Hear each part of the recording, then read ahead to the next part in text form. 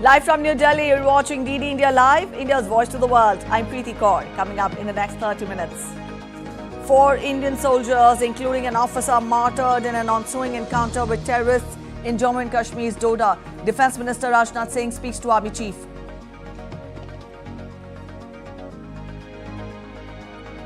Assassination attempt on Donald Trump looms over the Republican National Convention in Milwaukee. Trump walks in with a thick bandage over the ear as the crowd chants, "Fight, fight, fight." Formally wins Republican presidential nomination.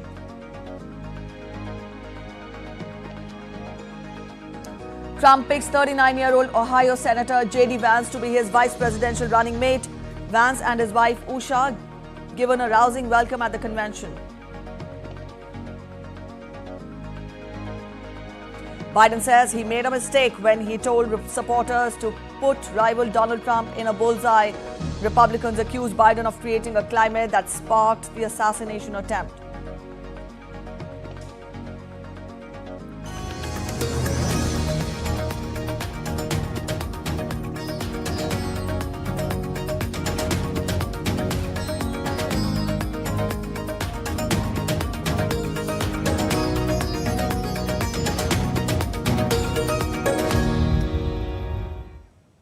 All right, let's begin the bulletin with tragic news coming in from Jammu and Kashmir. 4 Indian Army soldiers, including an officer, were martyred during an encounter with terrorists in Doda district of the Union Territory.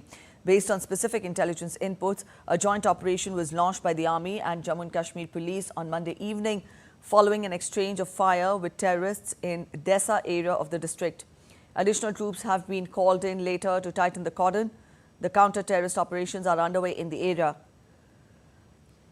Army said its soldiers remain committed to eliminate the scourge of terrorism and restore peace and order in the region.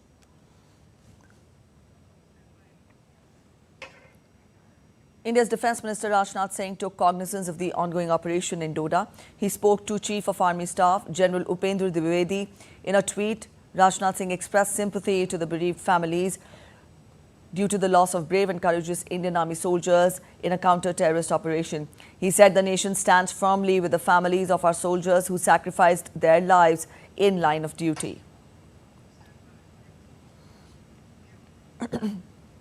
Indian Army conveyed their deepest condolences to the brave hearts Captain Brijesh Thapa, Naik D. Rajesh, Sepoy Bijendra and Sepoy Ajay, who laid down their lives in line of duty while undertaking a counter-terrorist operation in Doda in order to ensure peace in the region. Indian Army stands firm with the bereaved families in this hour of grief.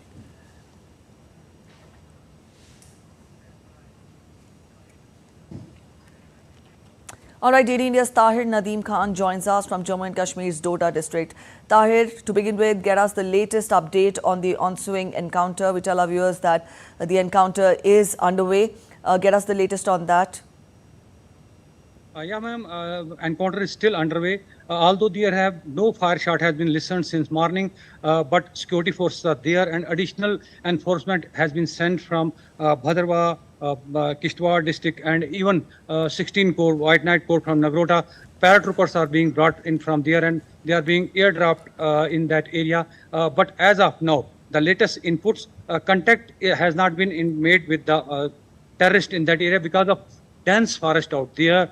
They have fled away from the spot, but there is no way out to come out of the forest. They are hiding in the forest itself as per army reports, and they are saying that they had been gherraud out from all 3 sides, be it from Kishtwar side, Keshwan forest, then Kapran forest of district Anantnag and from Lal Draman area. But as of now, the latest report, the contact has not been made with them, but paratroopers are also being used to make contact with them, and army is trying hard to immediately make a contact with them and neutralize them as soon as possible. Any estimate as to what is the number of the terrorists involved? Exact number could not be said, but according to army input, the way yesterday encounter happened and they ambushed and fired upon the SOG party and army party, they say they may be 3 to 5 in numbers because the gunshot clearly showed they were 3 to 5, they could be 3 to 5 in number, but that is the only group. But it is not confirmed. They say that according to inputs, every bowl of that area has got a group of militant. That is very worrisome area. Army is saying that it is not the only group active in that area. Every board, the area of district Doda beat, Bhadrava beat, Bharat beat.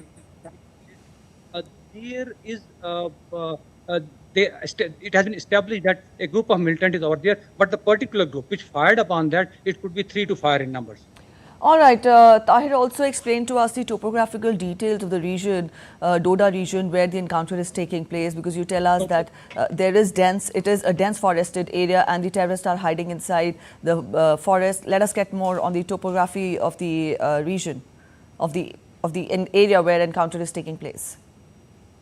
Obviously, ma'am, the thing started, if we go through the past, during last 17 years, there was no presence of militants in this area. The first incident happened on 28th of April in Basantgarh area of district Udhampur, where an SPO was fired upon, who was on the line of duty, and they were on the search operation. He was fired upon and killed by the terrorists. After that, army security forces started this area. Basantgarh is adjoining district Doda, Sioi Dhar of district Doda in Bhadra Valley, adjoining Bhadra Valley.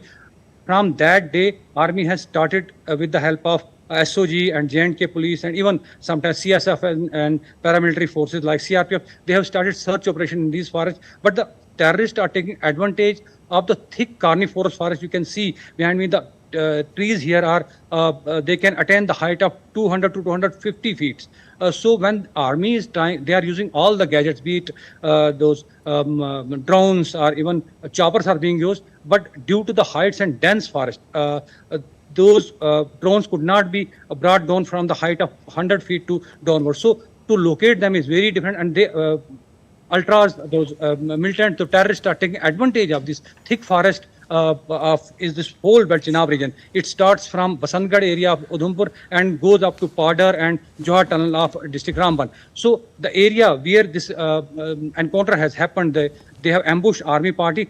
This is also surrounded by very dense forest, very dense carnivore forest. Pine and cedar trees are there, due to which army is having little difficulty to locate them. And natural caves are also in abundance found in those areas, but still army is capable of doing that. And some those former army personnel, ex-servicemen, they are saying the time is ripe that army should go like 2003 operation, which they have carried in district Poonch, Surankot area, Operation Sarpnash, where they have carried the operation in Hill Kaka Hills, where choppers were used. They are of the opinion that that kind of operation is required here. And I think the way army is going for this operation, they are surely. All right, Tahir, we'll leave it here. Thank you so much for joining in with those details. So that was our correspondent Tahir Nadeem Khan joining us from Doda in Jammu and Kashmir, where the encounter is currently taking place.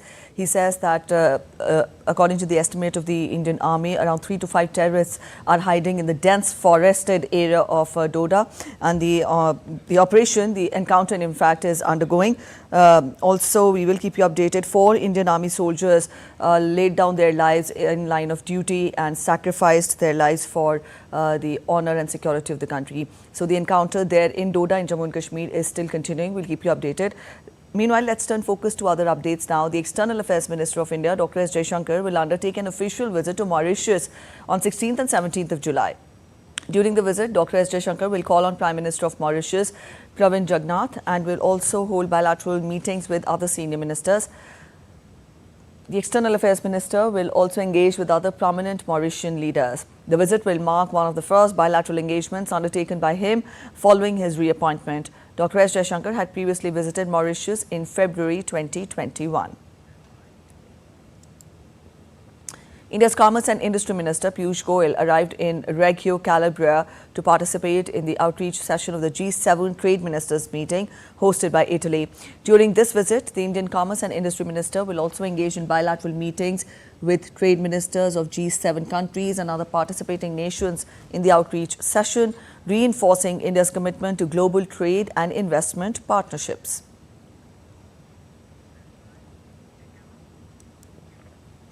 With an aim to review the entire gamut of India-Germany bilateral relationship, Foreign Office consultations co-chaired by India's Foreign Secretary Vikram Misri and Thomas Bagger, State Secretary of German Foreign Office, were held on Monday in New Delhi. During the meet, both sides undertook a comprehensive review of ties encompassing key areas of bilateral cooperation. They agreed to further deepen and diversify bilateral ties in key areas of contemporary relevance. The co-chairs also held in-depth discussions and exchanged perspectives on key issues of regional and global importance. The discussions provided an opportunity for both the sides to take stock of the current status of bilateral relations and explore avenues for further deepening of the India-Germany strategic partnership. It is another first for India as it hosts the 46th session of the World Heritage Committee. Prior to that event, the 10-day event also plays host to the World Heritage Young Professionals Forum from 14th to 23rd of July. 50 young professional minds from around the world, which include 20 from India, deliberated to find solutions for World Heritage in the 21st century. Anil Thomas gets us more in this report. India plays host to the 46th session of the World Heritage Committee in Delhi. As an integral part of it, including the Young Minds, India also hosts the World Heritage Young Professionals Forum 2024 under the theme of World Heritage in the 21st century. Over the next week or so, they will engage in very fruitful and detailed discussions on aspects like sustainable management of heritage sites, climate change and its effect on heritage sites. The 10-day forum has the right mix of deliberations, visits across World Heritage sites in the national capital and India. I think this goes very well along with the Honorable Prime Minister's message of Vikas Bhi, Virasat Bhi, which means development along with preservation of our cultural heritage. And India is a cultural superpower. The forum will enhance the expertise and capacities of young professionals in protecting, preserving and promoting our natural and cultural world heritage. Nowadays we are facing challenges such as climate change, such as challenges affecting the site. So this is the field of expertise of those participants and what they are expecting to have their voices heard by the international community. 50 young professionals from around the world meet to gain in-depth knowledge of the global concepts of world heritage and sustainable development. Climate change is real and it is now, and as young people we advocate for more policies, more climate finance to go behind the work and the promises that countries make. I'm happy to discuss various issues, challenges and opportunity related to World Heritage Convention and World Heritage Management. I look forward to learning about how India is actually addressing World Heritage sites and what their heritage management plans are. This presents a great opportunity for the young professionals to familiarize themselves with the local Indian heritage. At the end of the forum, the young professionals will present their declaration to the 46th session of the World Heritage Committee. Anil Thomas, DD India, New Delhi. Let's take a look at other stories making it to the headlines today. Ahead of the presentation of Union Budget 2024 on July 23rd, Finance Ministry is all set to hold the traditional Halwa ceremony at North Block. This tradition is part of the budget preparation and holds great significance. There is a lot of anticipation among key stakeholders around major policy changes in the upcoming budget.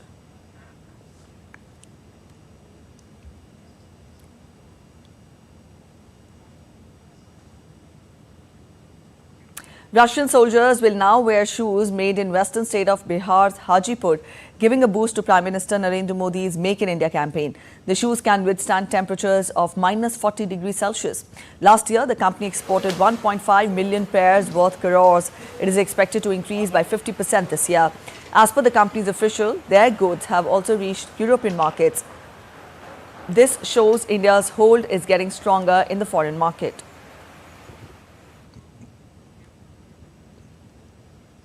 At least 4 people were killed and several others were injured after a bus they were travelling in collided with a tractor and plunged into a ditch near the Mumbai Express highway. According to officials, all the injured were admitted to a nearby hospital. The bus carrying devotees was en route from Kesar village in Dombivli to Pandharpur in Maharashtra when the accident took place. Devotees offered prayer at Bhotshala complex in central India's Dhar on Tuesday. After permission was granted by the court, the Archaeological Survey of India submitted a scientific survey report of Bhotshala complex to Indore bench of Madhya Pradesh High Court on Monday. The report includes conclusion of carbon dating tests. A short break ahead, but after the break, the first plenary session of the new European Parliament set to begin in Strasbourg on Tuesday. Israel allows UN to bring more armoured vehicles, protection gear for its humanitarian aid operations in the Gaza Strip. Olympic torch relay travels around Paris, visits some of the key landmarks.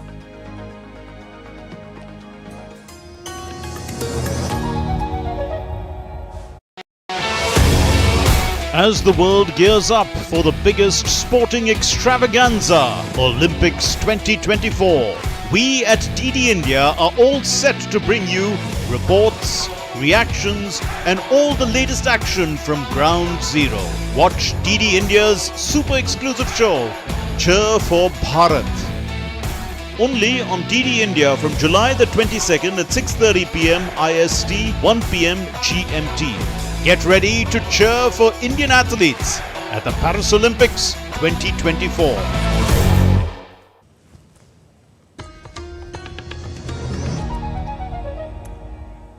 Welcome back after the break. You're watching DD India Live. At the Republican National Convention on Tuesday, former US President Donald Trump announced the name of a young Republican senator as his running mate. Ohio Senator J.D. Vance was greeted by a roaring applause by the delegates as he walked into the convention venue along with his wife, Usha Vance.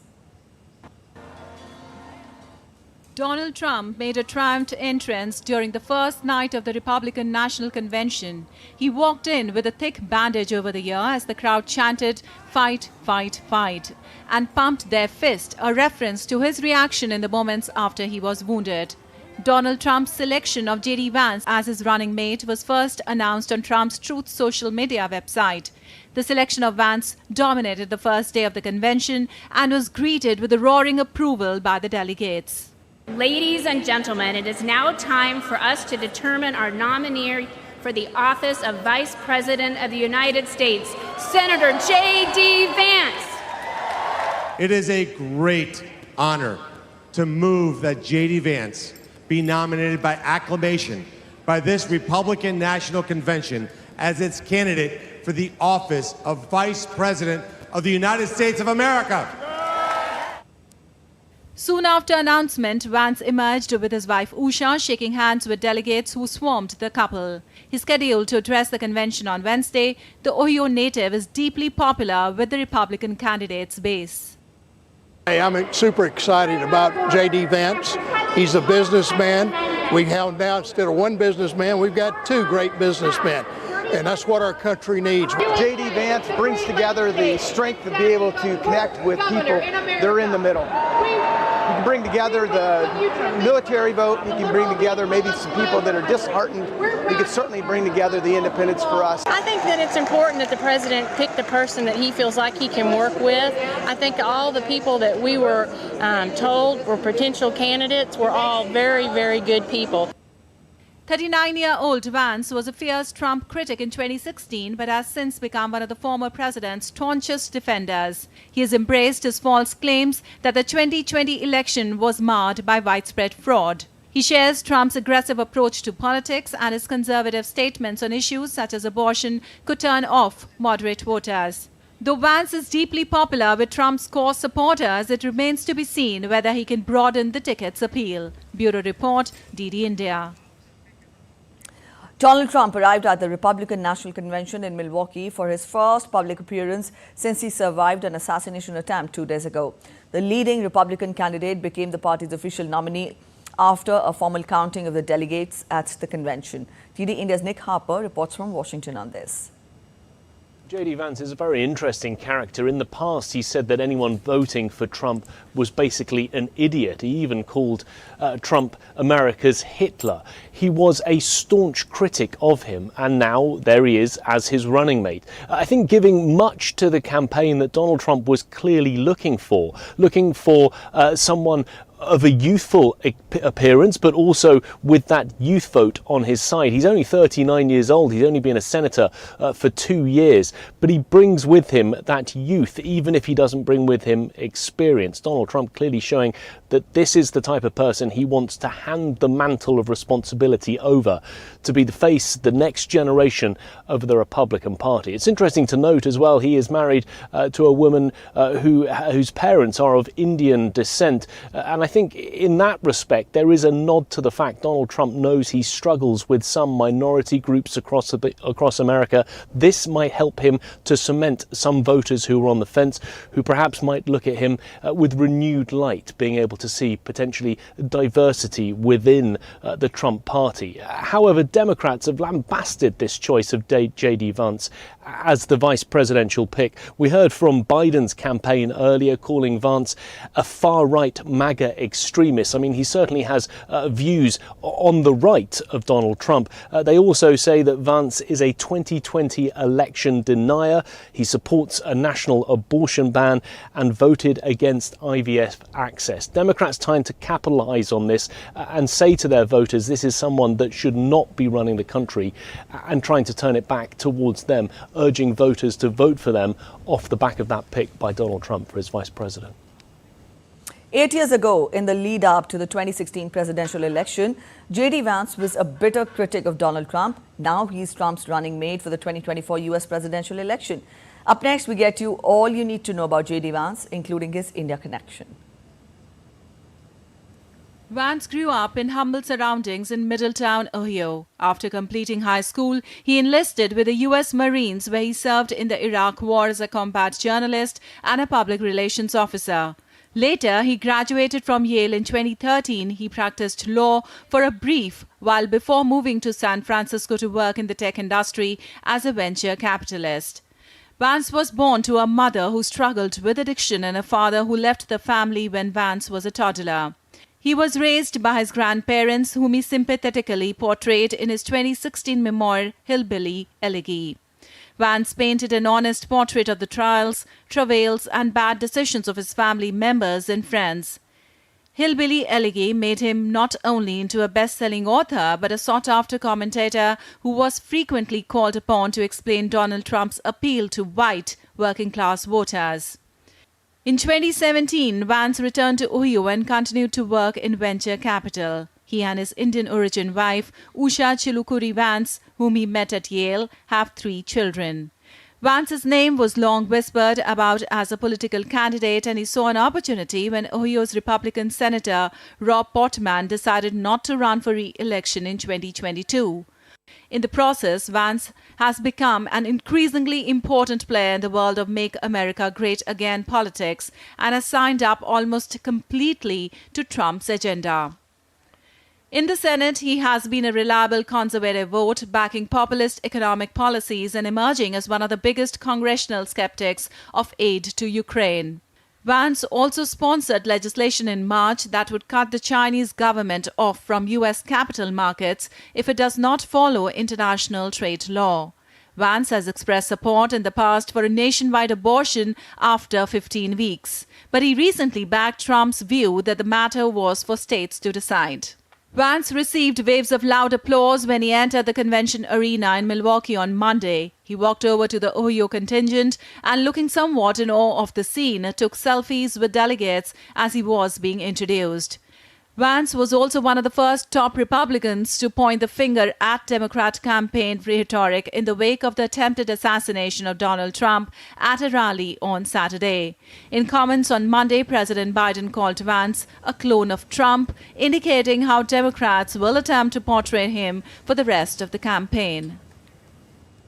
US President Joe Biden has defended his language in the lead-up to the recent assassination attempt on former President Donald Trump.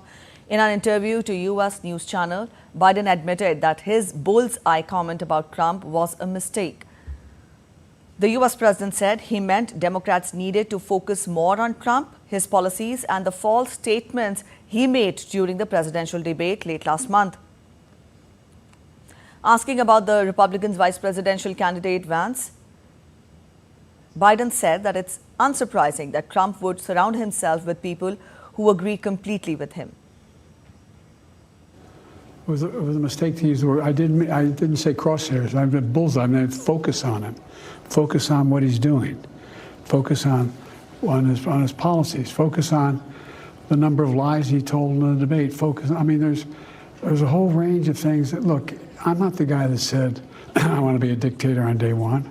I'm not the guy that refused to accept the outcome of the election. I'm not the guy who said that won't accept the outcome of this election automatically.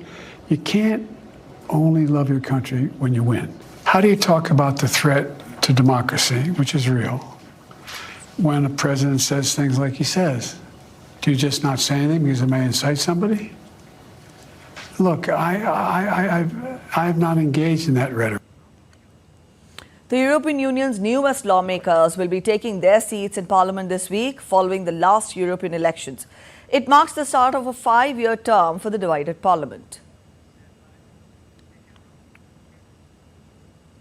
EU imposed sanctions on 5 Israeli individuals and 3 entities on Monday. The Council approved the sanctions under European Union's global human rights sanctions regime.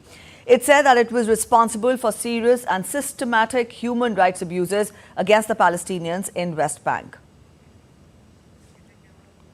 On to sports. The Olympic torch relay travelled around Paris on Monday, visiting some of the key landmarks, including the Champs-Élysées, Arc de Triomphe, Moulin Rouge, and also Roland Garros. The Olympic flame arrived in Paris on Sunday after almost 2 months of zigzagging through France and French overseas territories.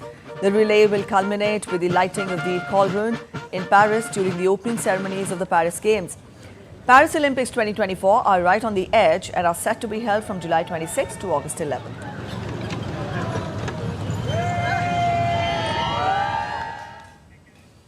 All right, that's it in this edition of DD India Live. But let us know your thoughts on the news of the day. For those of you on the go, you can get all the latest news and updates from India and across the world on the DD India mobile app.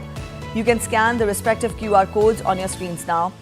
We will be back with more news as it breaks here on DD India. I'm Preeti Kaur signing off, and from all of us at In Delhi, thanks for watching DD India Live.